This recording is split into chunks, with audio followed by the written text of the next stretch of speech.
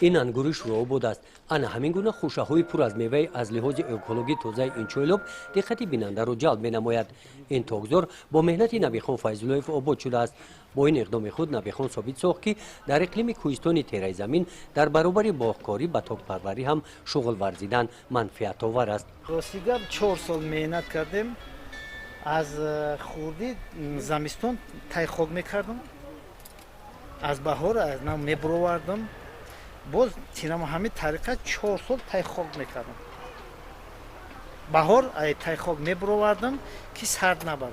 اگر تای خاک نکنی بعد از 4 سال من نمیخوام ترک سوز کردم. بالای ترک در دیگر این دوام داده سادگی.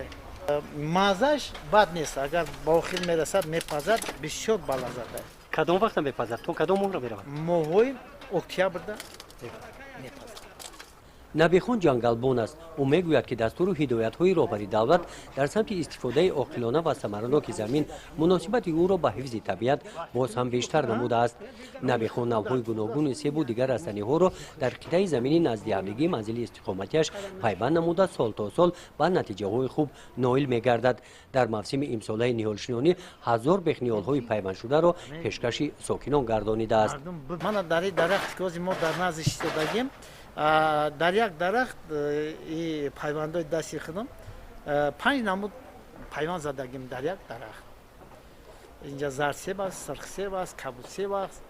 همینجا 5 نمود در یک درخت پیوند کردگیم. در این خلطه ها باشد نبیخان کارتوشکا کش نموده است. از بس که این قطعه زمین نزد اولگیش سنگ زمین است از چنین اصول استفاده نموده است. هر یک خلطه انا همین قدر و از این زیاد حاصل داده است. غیر کارتوشکا با من 80 خلطه دیگر در پامیدور امساله با من تجربه کردگیم.